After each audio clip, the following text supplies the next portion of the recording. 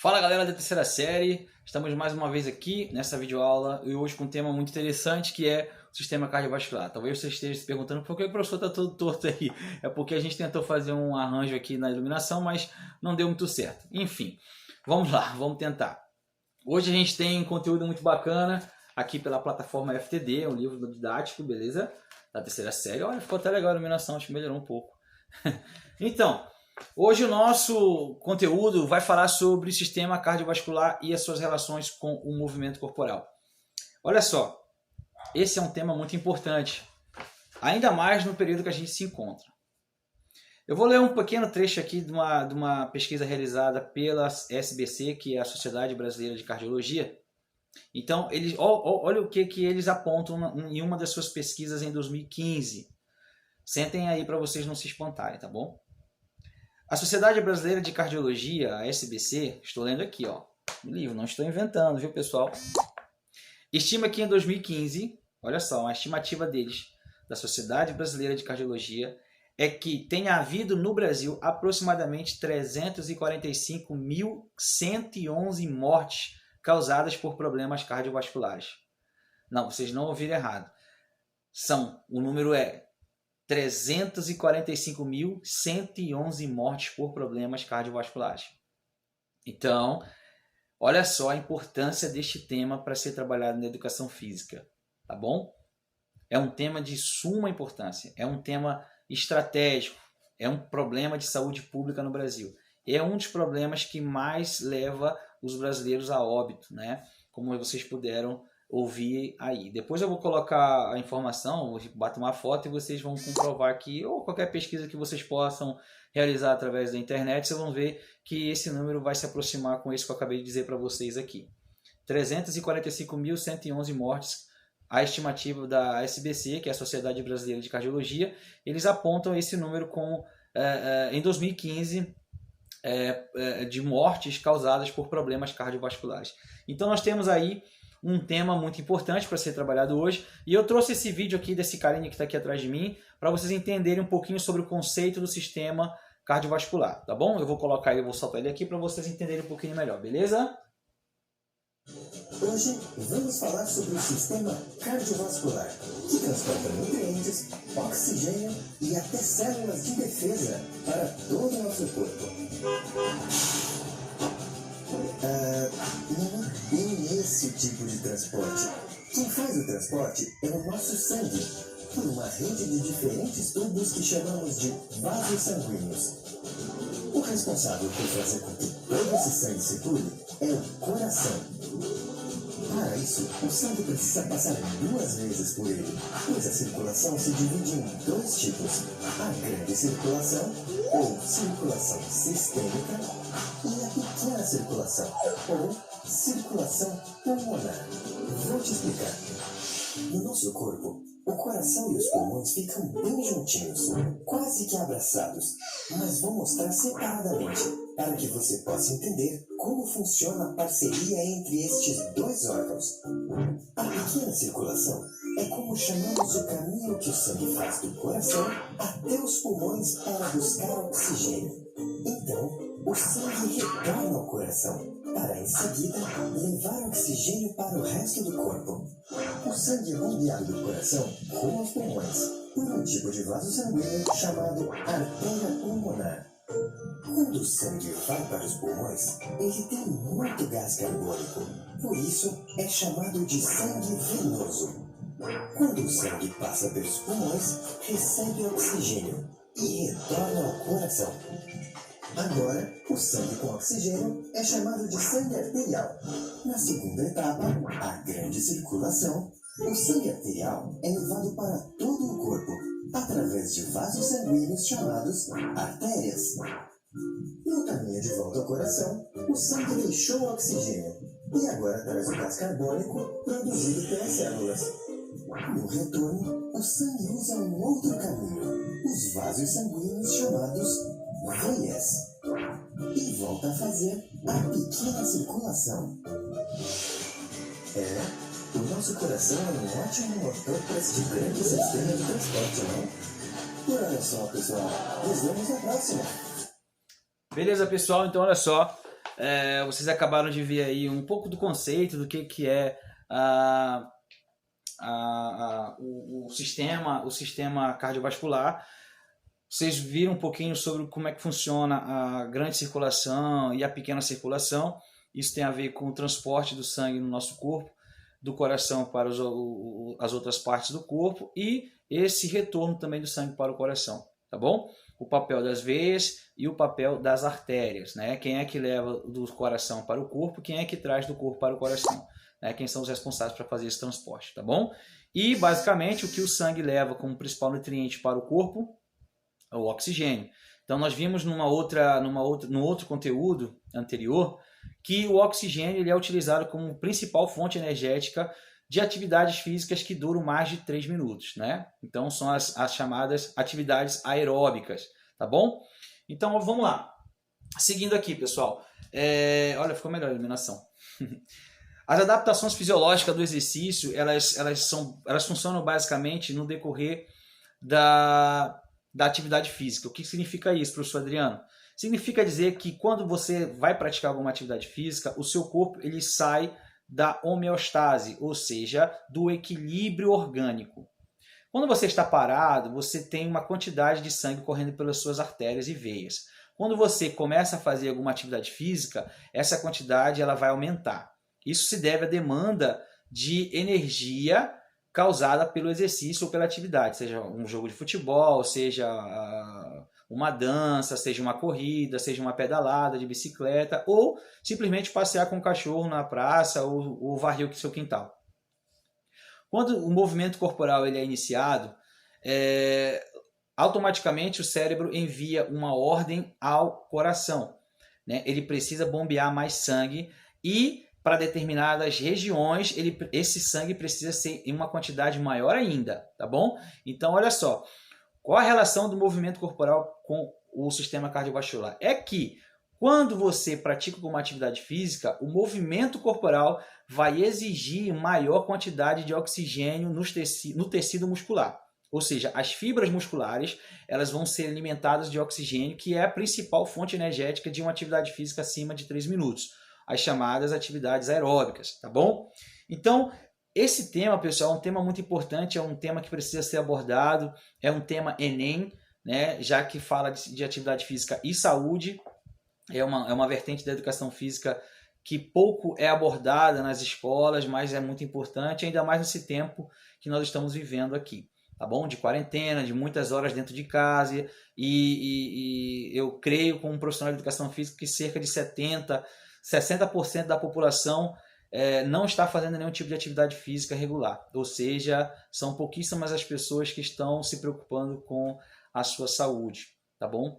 Qual é o problema, professor Adriano? O problema é que, a partir do momento que uma pessoa tem um estilo de vida saudável, ela tem nas suas artérias um fluxo livre na corrente sanguínea, tá bom? O sangue ele corre livremente, o fluxo é eficiente, é excelente, tá bom? Por quê? Porque tudo que é produzido como energia, né? E o que é produzido de energia? Como é que o corpo produz energia? É através dos alimentos que a gente ingere. Todo alimento é transformado em energia pelo nosso organismo, tá bom?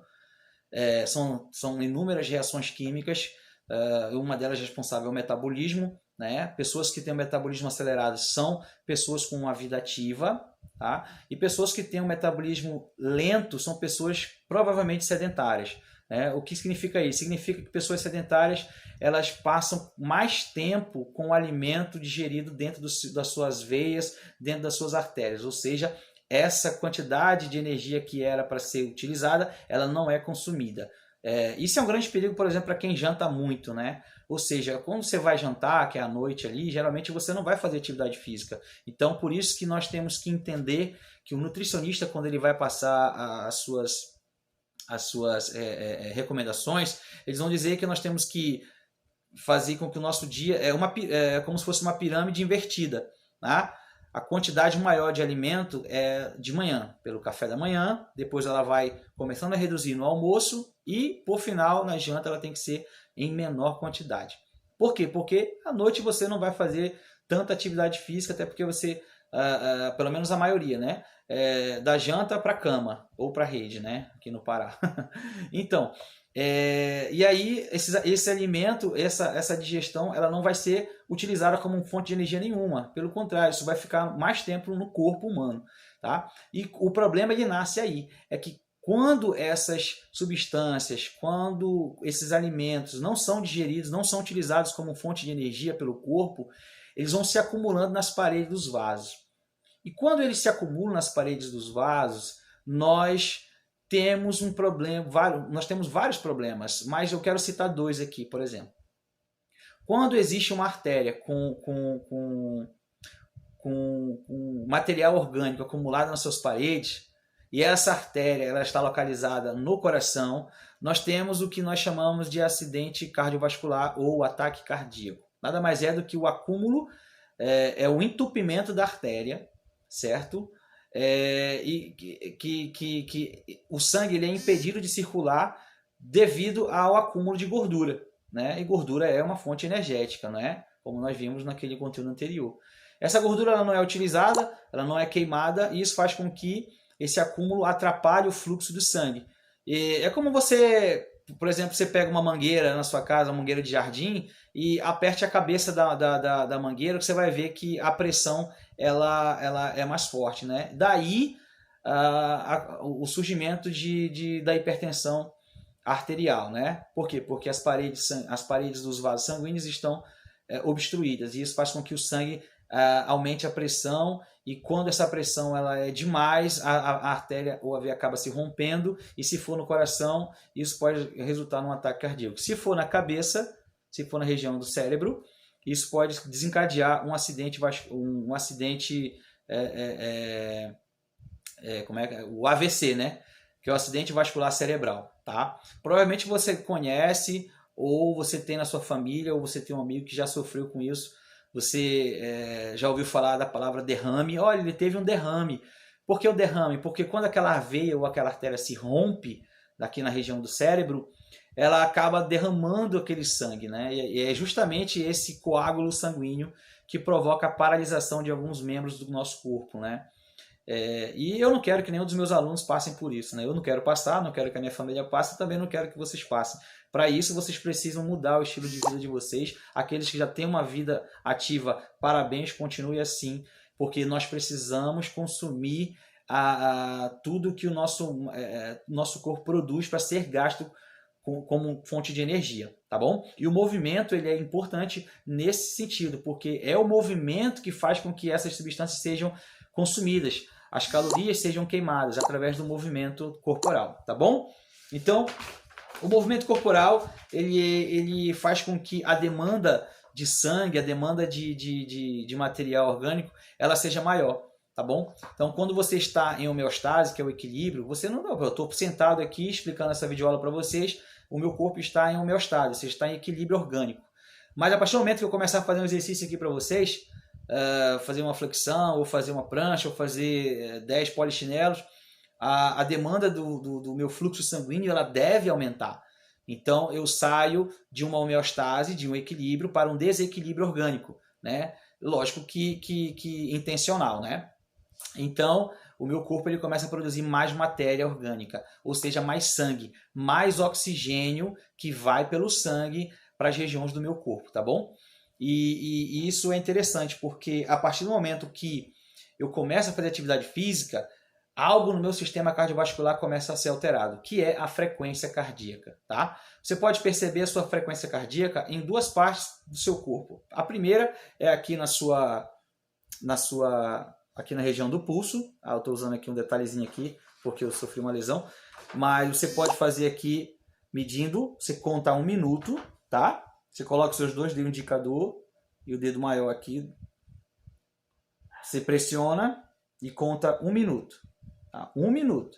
Ou você pode colocar aqui na região do seu pescoço e também conta 1 minuto. Você vai sentir a pulsação, você vai contar essa pulsação durante 1 minuto. E isso é o seu chamado BPM, batida por minuto, ok?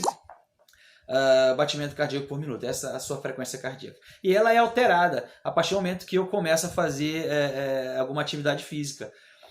Nós podemos fazer isso, essa experiência nas nossas aulas, eu acho que eu já fiz com alguns alunos também. Olha, vamos medir a tua frequência cardíaca aqui. Né? Nós temos relógios agora, né? Opa, eu estou sem relógio aqui, mas eu tinha um relógio que media a frequência cardíaca, né? Temos aquela cinta que mede aqui também, quem faz atividade física, corrida principalmente, tem essa cinta, e que ela mede a frequência cardíaca, tá? E ela altera a partir do momento que você começa a fazer atividade física. Isso é o normal, né? O anormal seria você fazer atividade física e a sua frequência cardíaca não alterasse, mas ela tem que alterar. Né? Então, quando você está fazendo uma atividade física, o seu coração ele vai bater mais acelerado. Isso é resultado do aumento da demanda de oxigênio para as regiões do seu corpo que está sendo utilizada naquele momento, seja no futebol, seja na dança e por aí vai. Essa quantidade de energia, essa quantidade de sangue, ela é alterada, essa frequência cardíaca ela é alterada devido a essa demanda de sangue no tecido muscular. Tá? Os músculos precisam ser encharcados de sangue. E isso nos leva a outra alteração, que é a alteração de peso. Tá? Significa isso, professor Adriano? Significa dizer que quando você está em repouso, você tem um peso. Mas quando você vai praticar uma atividade física, depois que você faz atividade física, você vai ter outro peso, ou seja, você vai estar mais pesado. É como se você fosse pegar uma esponja seca, você colocasse na balança e depois você pegasse essa mesma esponja, encharcasse ela com água e colocasse lá na balança para você ver, você ia comprovar que a diferença de peso ela é nítida. Né? Assim funciona o nosso sistema muscular, que é um outro sistema que a gente vai poder ver mais para frente também, mais detalhadamente, ok? Pessoal, isso aqui é um tema importante, isso aqui é um tema Enem, né? Então, a atividade física e saúde é pouco abordada nas aulas de educação física escolares, mas a gente está procurando fazer o possível para que vocês não sejam prejudicados e, seguindo aqui a plataforma FTD, a gente está fazendo o melhor para vocês aqui, beleza? O melhor mesmo seria se a gente estivesse fazendo atividade física, né, na escola, na nossa quadra, mas eu creio que logo logo a gente estará de volta, se Deus quiser. Pessoal, eu fico por aqui. Lembre-se, importantíssimo você praticar atividade física nesse momento de quarentena, de isolamento, de distanciamento. Não fiquem muitas horas parados no celular. Lembre-se da LER, da DORT, tá bom? Para que vocês não tenham lesões. Isso aqui nada mais é do que um número exagerado de horas no celular, né, pesquisando, notebook também. Então isso acabou lesionando um pouquinho aqui a minha musculatura do antebraço. Tá bom, pessoal? Então eu quero que vocês fiquem atentos a esse conteúdo de sistema cardiovascular e movimento, tá bom? E quando nós retornarmos, nós faremos algumas atividades quanto a esse conteúdo, beleza? Eu fico por aqui, eu espero ter contribuído com o conhecimento de vocês e até a próxima, beleza? Se inscreva no canal.